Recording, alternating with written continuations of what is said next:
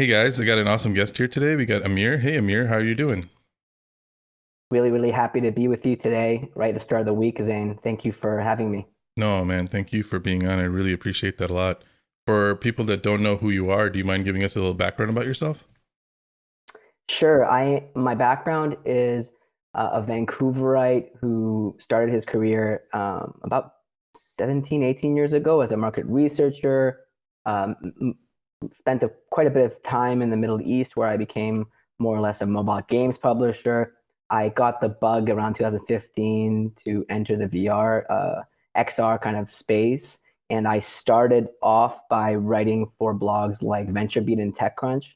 And then I more or less found my my reason for being in this industry. Around 2017, I incorporated Virtuleap, where I'm essentially the CEO and co-founder of a company that's right at the intersection of the neurosciences and virtual reality, creating applications of this technology to hopefully help a lot of learning challenges like ADHD and cognitive disorders and cognitive illnesses like Alzheimer's disease. Yeah, that's amazing. It's quite a journey that you took there. You know what I mean? A lot of people have like A to B. You kind of oscillated all throughout your career. I feel like a rat in a maze, tilted, flooding with water. In retrospective kind of analysis, there's no narrative to be built really. I think it's a journey of gratefulness to get to have opportunities left, right, and center. But certainly, it's been a zigzag. I'm based now in Europe, and our headquarters is in Lisbon, Portugal. That's amazing. Not feeling like a rat in a maze, but just in general, like finding your calling. I think that's something that all of us are looking for, and it's great to talk to people when they like find it, right? And they, you look back and you're like, oh, I never would have thought me being here, but it's just such an amazing journey, and I think a lot of us forget to appreciate the journey that got us to where we get to. I think that's there's at least for me, it's been really true that in younger times, I would think that there was an answer, like, what do you want to do? Right. Or some question like that. And you're supposed to have a definitive answer, especially in our day and age where, the scientific time, the technology time, everything is kind of like there's an answer to be had. And so I think in the startup journey or in self development or self knowledge, it's really more of a question of finding a magnetic resonance to something, doesn't matter where it is, but acting on it and then learning and feeling more. And I think it's kind of like a compass. I use magnetic as a analogy because I feel like you need to do something and then you start to have evidence of what your calling is less of and more of. And so you start moving towards the more, the more evidence you get, the more you find that niche where I suppose you feel like you're able to thrive.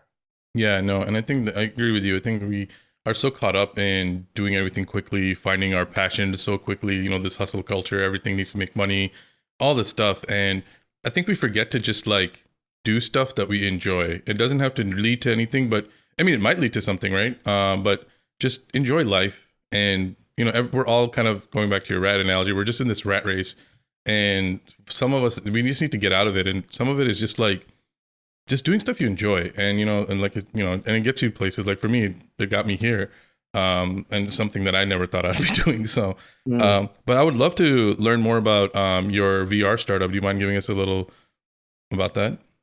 Yeah, and what you just said a second ago kind of leads up to it in a certain aspect of our technology because we've created our first product, at least enhanced VR, is a library of 15 cognitive exercises designed in virtual reality. And these exercises, playing them, can, on the one hand, give you a snapshot of your personal cognitive fingerprint, so to speak. I've been using these clever words just quite recently to describe it. It's like it tells you and shows you what you are from the point of view of your karate in the cognitive domains. Like for me, for example, I'm fairly weak in, and this is actually quite interesting about virtual reality because when I say cognition, we don't think about spatial orientation, we don't think about motor control, we don't think about the psychosomatic relationship between mind and body. But in the VR embodied digital format kind of environment, the body is also a domain that we include in our cognitive games. So we have a library of games for spatial audio awareness, spatial orientation, motor control skills, and then of course the standard ones like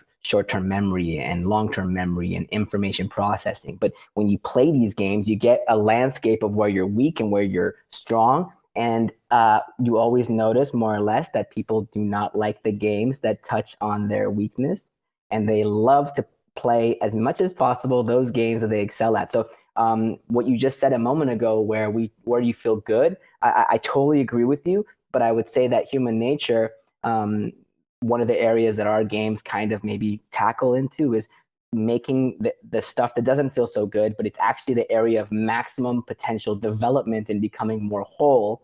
That's one area of our technology and its advantages. But the one of the other features is simply last Friday we published our first pilot study on the potential therapeutics on ADHD. Can we use these types of technologies to help people with learning challenges to transcend those challenges, or lessen the debilitating effect of those challenges in life?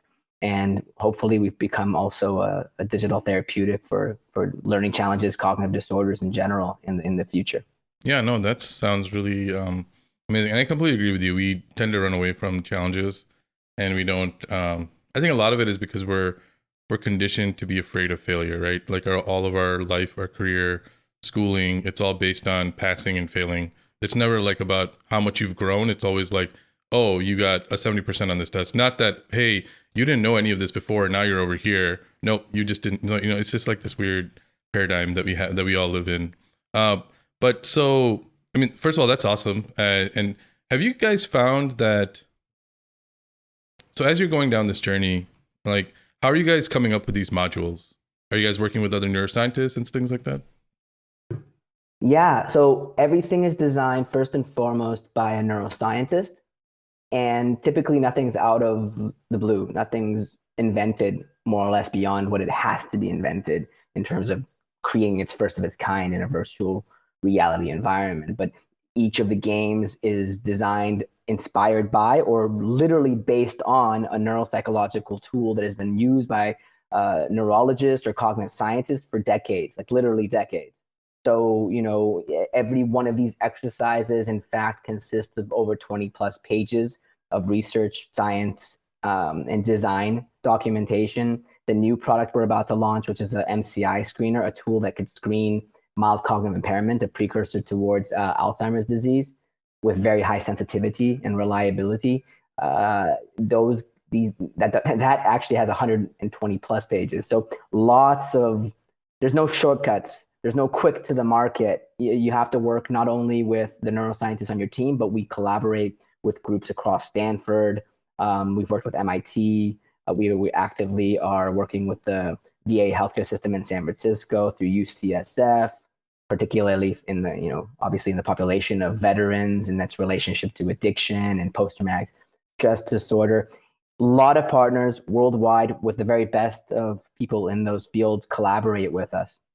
No, and do you find it hard to find people that are willing to collaborate, or have you found it a pretty easy journey? Well, I would say I suffer from a severe level of PTSD myself, so I can't really remember the answer to your question with fidelity. I know we've gone through ups and downs, roller coaster rides. I had a dream or a nightmare last night about another roller coaster, analogy of where we always are. So it is really difficult to answer, especially with COVID blocking off so much of my memory, but it certainly is. Absolutely. But when you start to enter any period of time where you have momentum, that research study goes out there. That means passively that article is being read now. When you build on, and then you see that the momentum has its own life. And that's a really beautiful moment in any venture, because you start to see that the baby is breathing on its own. It doesn't need a ventilation machine. And when it did need a ventilation machine, when it was really relying on my personal reality distortion field in order to even exist as any concept, let's say 2018, 2019, certainly you felt like there was you were stabbing around the dark. I do not feel that way right now. I think it's the reverse. Yeah, and I mean, no, I get you. I think when you first start a startup, especially that's something kind of quote unquote out of the box, you're looked at, this guy's crazy. You know, everyone's crazy until like somebody joins. Oh my god, that was the greatest. That was the greatest thing in the world, and they're like the same people calling you crazy. It's just like this weird. The startup world is weird. It definitely is something that will test you mentally, physically, kind of all over the place. But um, so how did you? So what about VR? Do you like? Do you like the most? Like, what got you into VR? I know you wrote for TechCrunch, all that mobile gaming. Like, were you kind of in VR back then, or was it something that kind of came about later on? I think on the one hand, I'm a junkie of deep psychology, analytical psychology, kind of psychometrics, typology assessment tools, MBTI, things that tell us things about ourselves or can give us insights that are somewhat magical because otherwise we have a hard time understanding ourselves without some, higher level system of some sort. That's my personal opinion. You can think you're as clever as you think you are, but there's this wealth of people and things that have been formed that can help you maybe better understand where you are and how you can pass a barrier. And virtual reality got my interest probably around 2013, 2014, when that latest hype cycle of it really started exploding in Silicon Valley. Because I have phobias of certain things like heights, particularly, my vertigo was something that I noticed that VR had been used not only just recently, but literally 2, 3 decades minimum in clinics where they use it for agoraphobia, fear of people, phobias of those hairy little like arachnoids, jumping at you, all sorts of stuff. And I wanted to use it for certain areas like public speaking fears and so on. It really drew me because of my own personal self-interest. And I suppose that's not a bad place to start when you want to access something for yourself, and that gets you into an industry. Yeah, no, I mean, what's the saying? Like, if you build for yourself, there's at least a couple thousand people that are exactly like yourself, right? Right. So if you're a customer, you're gonna find other customers as well. Yeah, VR is. Oh, go ahead. No, there was this commercial back when I was like, I think in my teens, the Rogaine commercials in the U.S. channels, right? It's like the hair help replacement. I forget what it actually was. I guess it wasn't taking hair from your other sides and putting it. It was some kind of chemical. But he was like, I'm not only the president of Rogaine, Yeah, USA. I'm also the number one yeah, customer. yeah. No, yeah. So Rogaine is just like we don't have to go into what it was. Yeah, yeah. It's basically like a shampoo or like a solution that you put on top of your head, and it promotes hair growth in that area if you still have active follicles. But yeah, I do remember that commercial, and I remember seeing that, and I'm like, oh my god, this guy believes in it. I mean, it really does work, right? I mean, I was like in my like single digit age, but it worked on me. I was like, whoa, that's pretty crazy. But Yeah, yeah. I mean, so I think you're right. That's a real. I never thought about it that way, but if you're a customer, then at least that's statistically significant. yeah, no, because yeah, I mean, because nobody's gonna be like, oh, you know, because a lot of times if some people aren't using their own products, like a lot of product teams, like software SaaS companies, good ones will force their team to use that product on a day to day basis, so they can feel true empathy for their customers and such, right? So maybe they can just fix the problem before the customer even gets to it. So I think they call it like dog fooding or something, where you're using your own product. I mean, that's the term that's used in the industry, but um I'm writing that down. Dog fooding.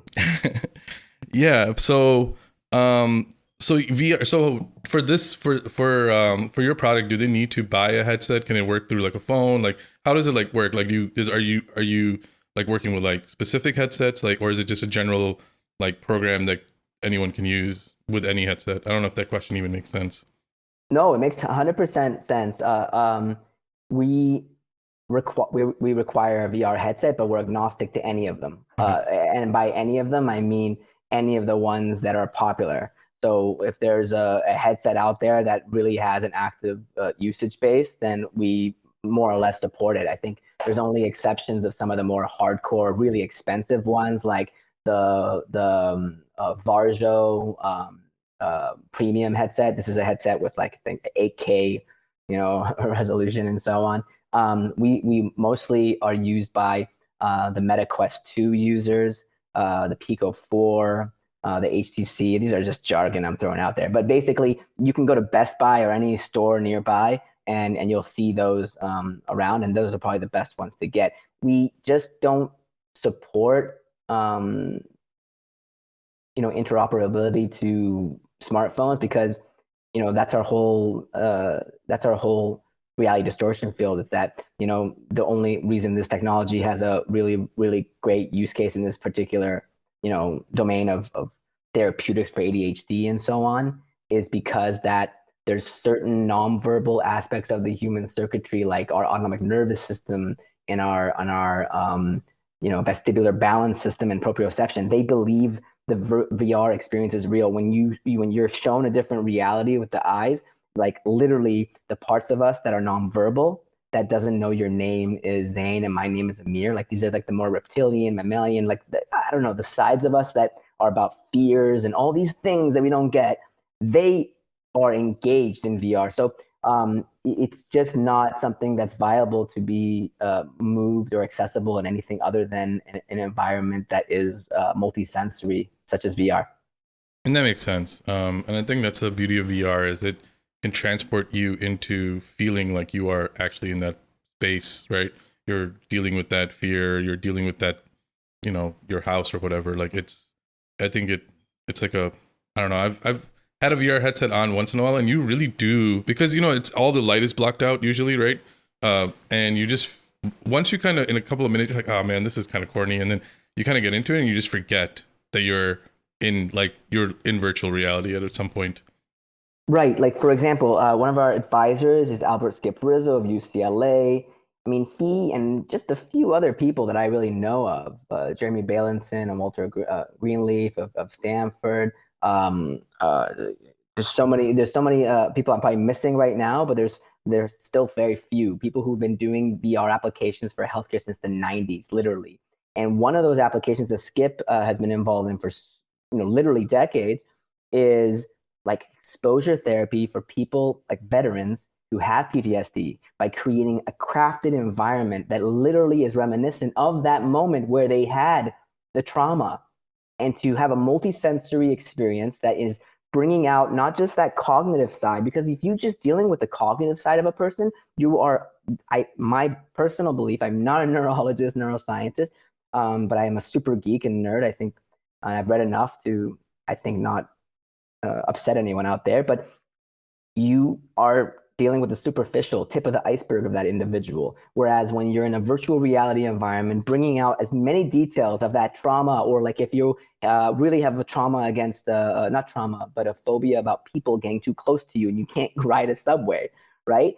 Creating an exposure therapy environment where you can manipulate in a very controlled way all the little factors and exposure levels and intensities.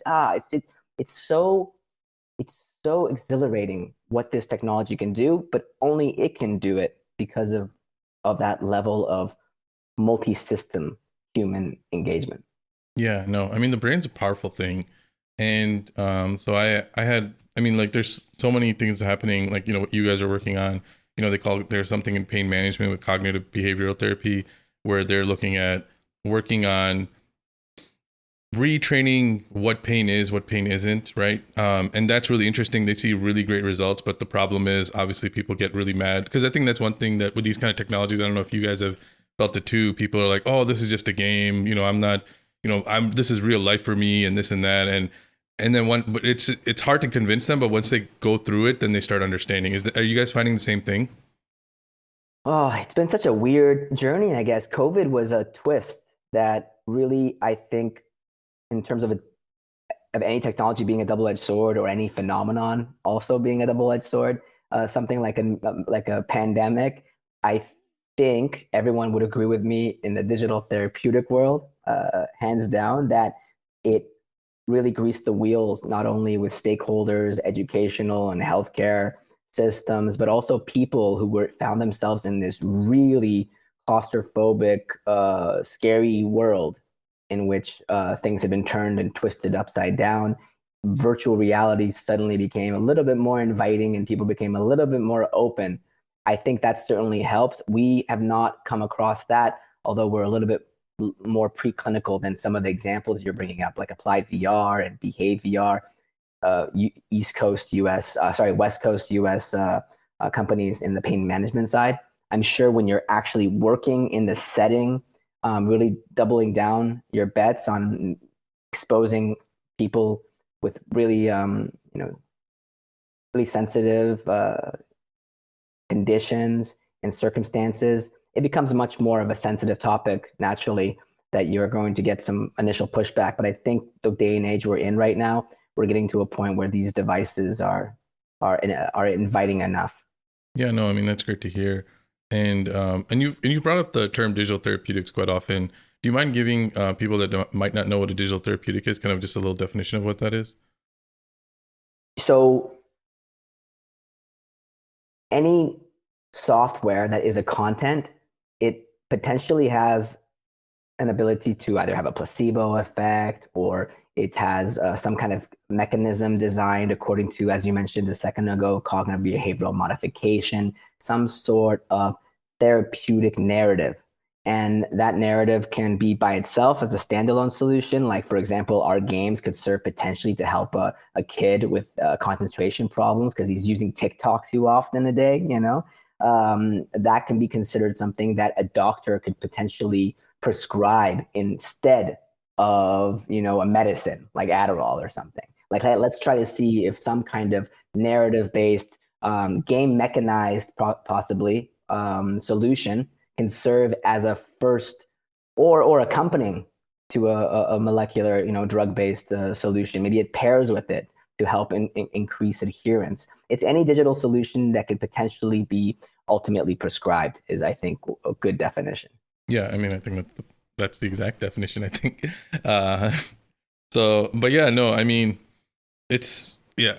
I mean, I think VR has so many applications. Obviously, what you guys are building, also in training of, and just in training in general, right? Like you can train people through VR. It's just a really fascinating field for me. And I think it's something that we're going to see a lot more adoption throughout because it just makes too much sense. Yeah, I want to say one thing. The iteration of the hardware is just accelerating so much. If you look 3-4 years ago, so one thing I think that VR really needs to do in terms of the hardware before it gets mainstream on the consumer front, not the serious use cases where I think it's already adopted, but in the consumer front, I do think they need to get lighter. That's one thing. And two, aside from being lighter, a lot of these new next generation headsets, which we're all going to start seeing more and more, they're going to be called less VR and they're going to be called more MR, which means that they do both VR and AR pass through. Basically, I mean, the next headset by Meta the Quest 3 will certainly be something that really is both VR and AR. And I think if we can just eliminate that, completely shutting off reality versus having the option to move back and forth, that's going to be a big milestone coming up in the next year.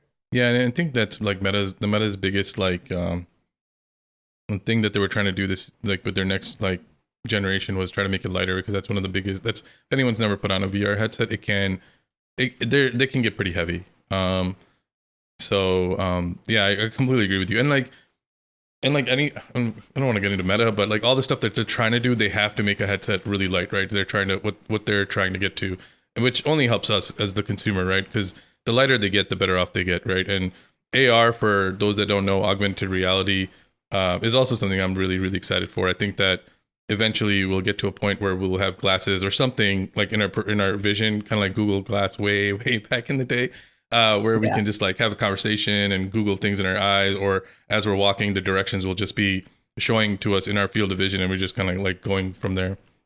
No, I totally agree. And if it wasn't for Meta, then we wouldn't even be here, as far as I'm concerned. They've just really put.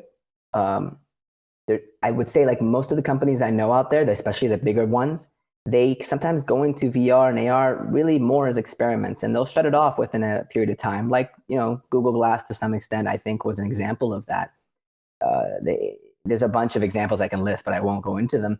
Meta is the only one because of the unique nature of the leadership, Zuckerberg is the only force that really matters in some ways, and it's his company, and he'll go with that vision. But if he had not, I wouldn't be on this call with you. That's how important they are for the sector.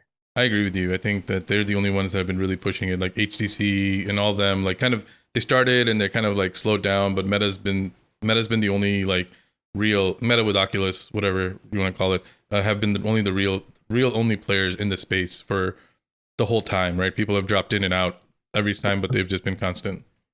It's like they like kamikaze style, you know. It's like, and I don't mean like do or die, but it's that energy that ultimately is what makes a startup versus any other type of, I don't know, effort. It's like, this is going to happen. Like, that's the difference between startup founders and me. In my opinion, it's really the ones who take it severely seriously, and that severity somehow pierces, the veil of otherwise the immune system of society, keeping that, and that perceived virus, for coming in. Because I think innovation is first seen as a virus. It's seen as a bacteria. Yeah, no, people do not like change, and they will fight it tooth and nail until it's proven that it can help them.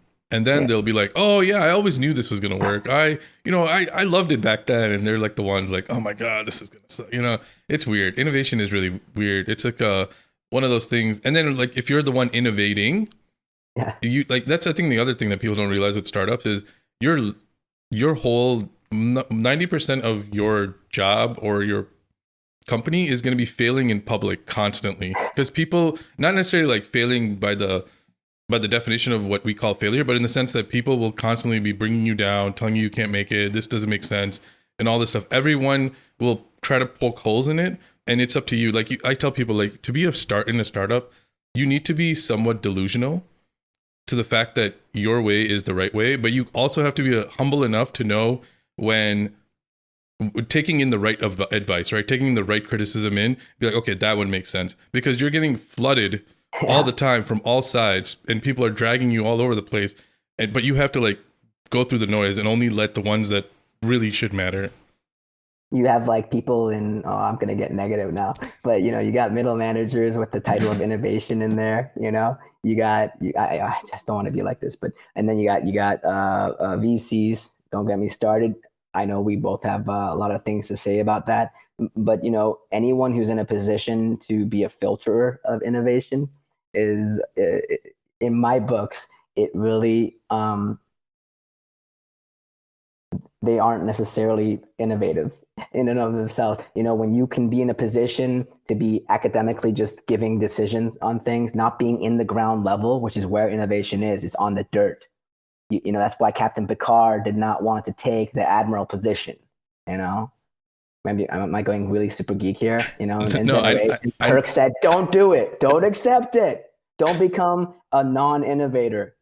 I know exactly what you're talking about. No, I mean, I think you're right. I think innovation can't be filtered. That's the whole point of innovation, right? Innovation is taking something that might have been filtered out and saying, hey, that might have worked, and then let's try to see what it is, right? It's a branch off of the truth, the reality, or whatever you want to call it. It is something that is so crazy that everyone thought that it couldn't happen, right? I mean, whatever, 20, 30, 40 years ago, did we think that we would be doing this, like a video call, right? It was just a Star Trek thing, right? Doors opening automatically, this and that, like video calls. I remember when I was in grade school, they're like, oh my God, in the future, we'll be able to talk to people, with our phones. I mean, with just see each other. And you're like, nah, man, that's just never going to happen. And all these things came up. And even I was part of like, that's just never going to work, And then now look at us. You're in Spain. I'm in the United States, and we're having a perfectly normal conversation. I'm even recording it. I mean, look what happens when I bring up Captain Picard. Your energy levels. Beautiful. Yeah, you're at your best. More of a Star Wars fan than the Star Trek, but I appreciate both sides. Absolutely. But yeah, I mean, I don't want to get too much into the startup journey, but how was the startup, like, so starting a startup is not something easy, right? Like, did you what went into like saying like, yes, I'm going to do it? Because it's not something you can just like drop everything that you have and be like, oh yeah, I'm just going to start a startup just as a pastime. Like, was there something that went into it that really pushed you to start this, or was it kind of just part of the journey that kind of took you here? I would say that I wasn't an innovator to begin with necessarily either. It's really hard to say too many good things about yourself and then only like say us versus them. I think the exact same thing of trying to make innovation happen into the world in a macro scale. First, it has to happen in a micro scale within you. So you have an immune system of your own, and somehow some bacteria, in terms of concepts, found their place. And I'm really thinking about the movie Inception right now, right? And that idea somehow plants in some good soil and somehow grows because you're doing a consistent thing on a daily basis that is giving it water and allowing neurons to connect neurons and the neurons to literally create a little kingdom of ideas in the midst of your outer psychology, you know, the external side of how you think and the habits and perceptions. Somehow I guess writing for VR dozens and dozens of articles didn't hurt. Writing pages and pages of research around it, that was the fertile ground, and it just set the right stage for it to consume me internally before I became kind of a zombie to now consume the rest of the world. Yeah, no, I think that, I mean, that's fascinating to me. I was find it fascinating what brings people to startups, right? Because it's not, it's a, I mean, going into startup is kind of like innovating, right? Like, it's not something that we're taught to do. We're taught to go to school, get a good degree, get a job, die. Like that's really the thing, right? I don't want to get too morbid this morning, but yeah, I mean, it's a cool thing. That's why I like really respect people that do startups, whether I agree with their idea or not, or they make it or not. I always have the utmost respect for people that go into the startup culture or startup world, and they're building something that's them, right? Because I don't think people realize when you're working for a company and somebody criticizes that company, you can separate yourself from that company. Be like, hey, I work in this department, right?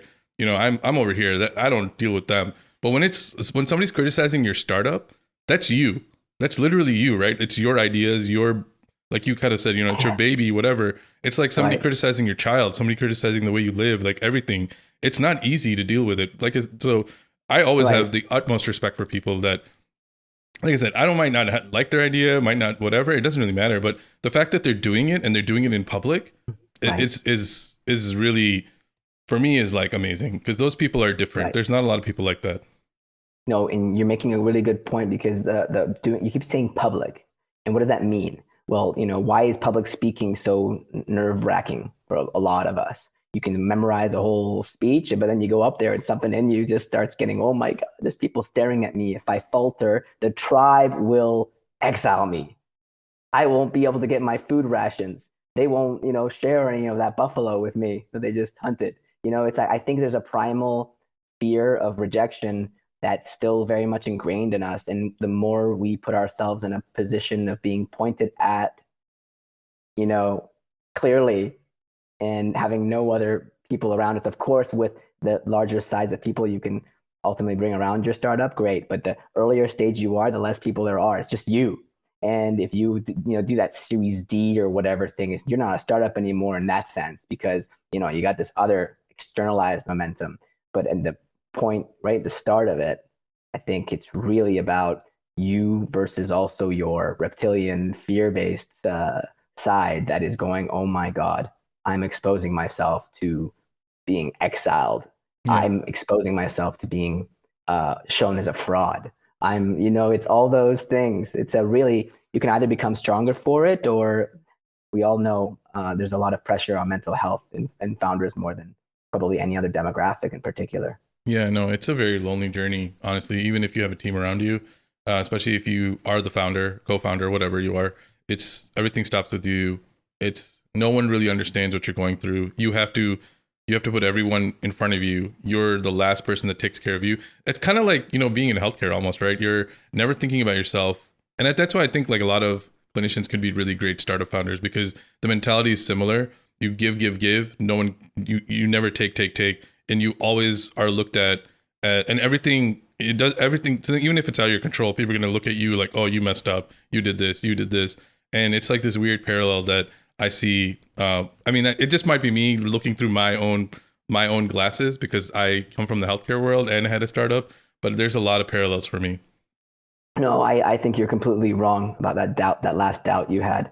You're completely, at least I'm not necessarily a very popular person, so you're not in good company in some ways. Uh, uh, but I think you speak from truth because I'm not, maybe your audience, of course, knows, but you have a startup background. So, you've walked the walk on that side. And especially you were a masochist like me, wanting to have an impact on the healthcare industry. So, but you did it from a place of real motivation too, right? You have your own story that brought you into your Rocky Balboa, mission. Yeah, no, it was all driven by delusions of grandeur, if you want to call that, right? It was definitely David versus Goliath, and like things happen. I used to look at it as a failure. I really did. I never used to talk about it until maybe just very recently, until somebody said, "Hey." It sounds really dumb saying it out loud, but I was like looking for a transition in my career and this and that, and he's like, "Oh, what about your startup?" And no one really ever asked me about it, and he's like, "That's interesting. Is that on your resume?" I'm like, "No, I didn't do anything, right? I just didn't even get to the MVP stage." He's like, "Did you learn something?" And I'm like, "Yeah, I learned a lot." Like, "What did you learn?" And I like listed all the things. He's like, "You're an idiot.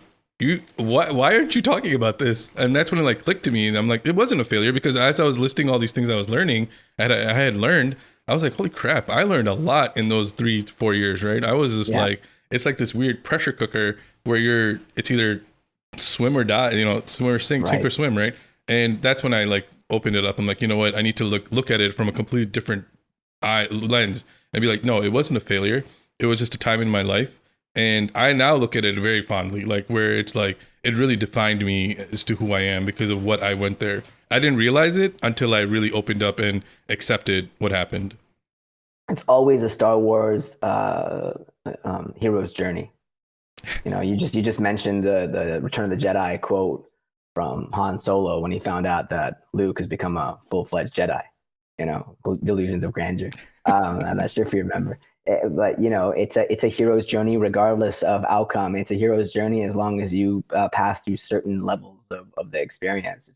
And I think the more you consider it a hero's journey, the more you keep it individualistically, about psychology as well, just as much the inner battle, just as much as an outer one, then I think it really does, as you say, um, become an enriching experience that can build up that grit and characteristics in you that you'll be served by for the rest of your life, regardless of outcome of the external startup. Yeah, no, I mean, it teaches you so many things, right? It teaches you to keep going when everyone doesn't believe in you. You have to believe in yourself, and I think that's a lot of things that I don't still do that too much. Like you really have to believe in yourself because, like I said, the idea is you, right? You are the idea. There's no separating the two, whether you want to believe it or not, right? And it shows you that you can fail, and life doesn't end, right? It's okay to fail in public, fall in front of people, whatever. But you know what? You will still survive. You will still keep moving. Just keep persevering. Just keep showing up every day. And that's really all it takes. And if you just keep showing up every day, you are going to be better than 99% of people out there.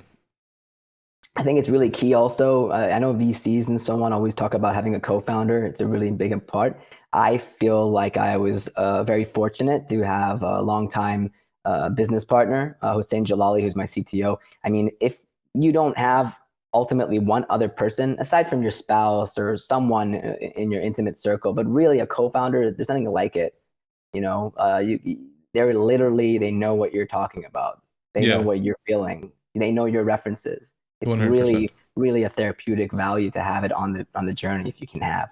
Yeah, misery loves company, right? I'm kidding. I'm kidding. Masochism and misery. No, but it's beautiful. I mean, listen, like sometimes I like to invoke the halls of Odin, and the that like spirit of the Valhalla kind of northern, Vikings kind of things. It's like, let us, bathe in chaos, Yeah, and like a little bit of that sometimes. Not so much like, oh, it's just like the stepping on eggshells kind of bravery. Like, come on, what else is life worth living? Go out there and in battle. Oh, there was this really great. I know we're probably short on time, but there's this really great quote from Zorba the Greek, a movie that probably no one watches anymore, with Anthony Quinn. And one of the famous lines was like, that this American or Westerner coming to Greece and meeting Zorba, this kind of like, mystical figure, not so much, maybe more of a drunk, I don't know. But anyways, cool person. And he was like, his philosophy was, don't avoid fear. And his quote was, uh, to live life is to ultimately be in combat, to risk things. Death is when you get peace. Death is when if you to live life, you undo your belt and you look for trouble. It's all about trouble. Trouble is good. Yeah, I mean, I identify with that. I mean, even like from a theological standpoint, I'm not going to get into it, but it's all true, right? Like this life is a test. It's testing you, right? And a test is supposed to be hard. It's supposed to push you. It's supposed to push you to be better, stronger, wiser, whatever, right? And it's there to help you. But yeah, no, I agree with you there. But there's value. There's value there. There's yeah, value there to go. Not just all like petting yourself when you're in a sad mood. It's like, yes, let's yeah. do this. And it's kind of weird to say, like, I mean, I recently found out with myself is whenever I get really comfortable is when I'm the most scared, if that makes sense. Because for me, I'm not learning, I'm not growing, I'm not pushing myself. And I hate when I'm uncomfortable. I'm not going to say like, oh, I love it, I love the chaos or whatever. I I know that I need to be in the chaos to get to where I need to get to. It's something that I have, it's one of those things where like, okay, I got to do it because because the end result is much more worth it than not being part of the system, right? And it's like this weird thing that I came to a realization of maybe a little after my startup and like during this journey of trying to find like pivot in my career, and I was like thinking like, why do I want to do this? I have a good job. I'm like doing good things. Like, what is the problem? And I just couldn't. It was just like I was getting too comfortable, and I just wasn't feeling fulfilled. I wasn't feeling that angst that comes with learning the journey, going further and just pushing yourself further. I'm gonna throw. I don't know why you bring out the major nerd in me or geek, but I just want to throw out Duke Atreides from what was it, Duke Leto? Yeah, Duke Leto Atreides. Dune. From Dune, and he goes, "The sleeper must awaken." Yeah. Every once in a while, we have that urge, to and then when there's no guarantee you're gonna enjoy it. I think it's the reverse for sure. Oh yeah, you're gonna hate it, but the things you hate are the things that make you better in the long run. Yeah. So I've thrown out at least a few quotes. I'm really pleased with myself. Yeah, and that kind of goes back to what you initially said with your thing is, with your technology, you're trying to help people by putting them in uncomfortable situations because they will grow, right? See, look what we did here, guys. We went all the way to the beginning. That's just wonderful. But I mean, it's true, right? Like you're putting them. Yes. I mean, if you're afraid of heights, you're putting them in a VR situation where they're looking down, agoraphobia or arachnophobia, even.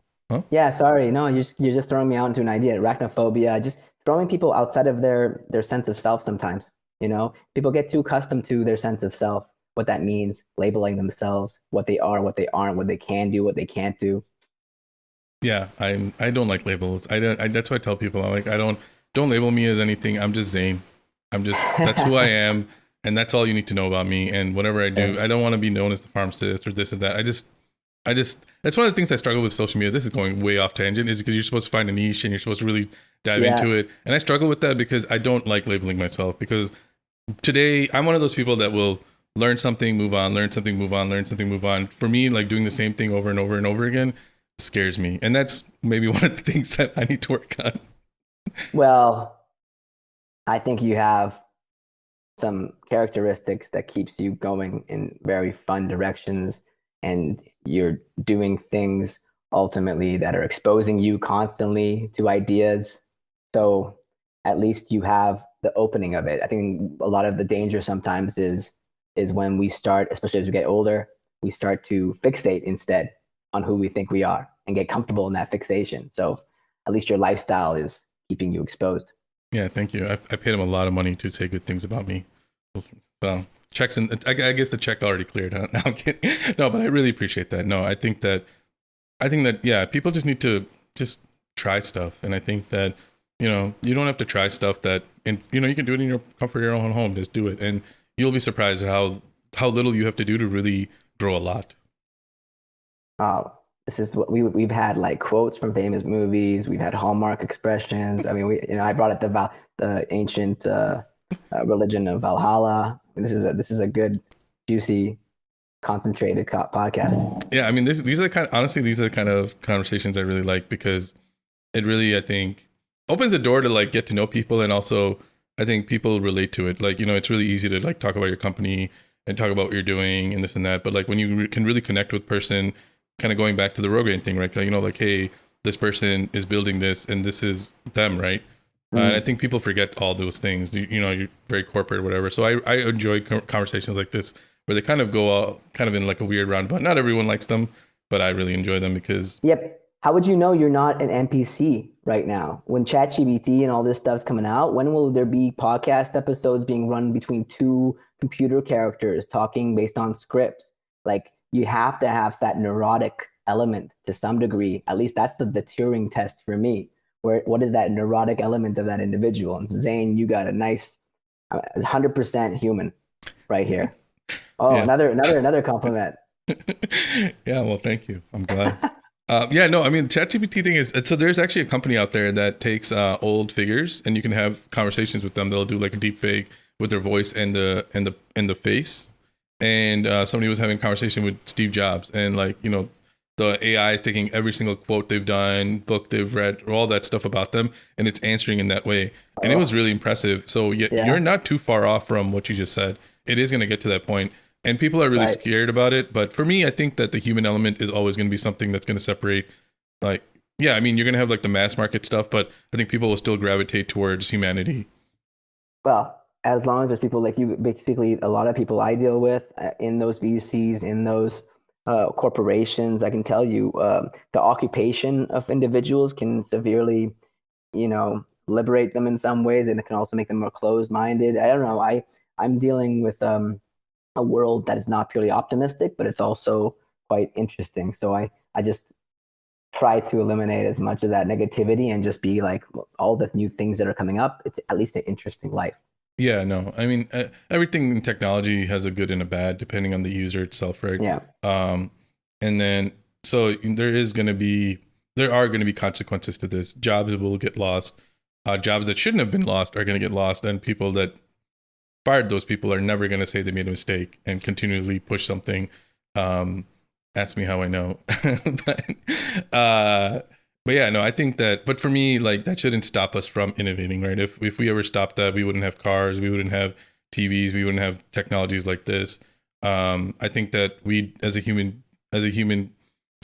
in general, we try to look at the minority more than the majority. Like for me, the greater good is always the better way to go. You're obviously nothing is going to be perfect. You're never going to make everyone happy. You're never going to create something that might not be used for bad, but if you're helping more people than good, it's like a net positive, right? That's all you're trying to leave in the world. And I think that's what most people should strive for. At least that's just for me. No, I think that's the least we can go for. And as long as we achieve that net positive, then I think that's a mission accomplished. Yeah. But man, this was an amazing conversation. For people that want to reach out to you, how do they reach out to you? Yeah, please add me on LinkedIn, Amir Bozorgzadeh, Virtuleap. You can email me at amir@virtuleap.com as well if you have anything specific, but I'd be happy to keep on adding people who'd like to follow our work and the road we're on. And are you guys, so if there's a physician or a hospital system, university that's interested, can they also reach out to you for like pilots and stuff? Oh, thank you for plugging that in. Yeah, absolutely. The number one favorite thing in my world is hearing from people from the academia, from clinical backgrounds who want to potentially work as research partners. And we are definitely prioritizing that. So if you have any interest in exploring that kind of prospect, please email me at amir@virtuleap.com. We're interested in almost every type of therapeutic area that cognition, I think, always has a relationship to. Awesome. And then just last question I always ask people is, what advice would you have given yourself that you know now in your startup, like as you're going through your startup journey, like all the stuff that you've learned in your startup journey, what would you have told Amir right before you started? That kind of a loaded question. Yeah,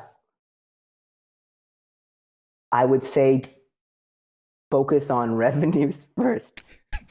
Focus on revenues as fast as possible. Do not, if you're a science-backed startup and you do not have a background where, I don't know, you've been in a lot of hot tubs with people who are now VCs and stuff, you have some kind of relationship already with those people. If you're not that person, especially if you're like me coming from zigzag angles, then do not try to do VC rounds. Of course, this year least than ever, but do not focus on non-dilutive grants, focus on revenues, focus on anything you can do to find corporate partnerships.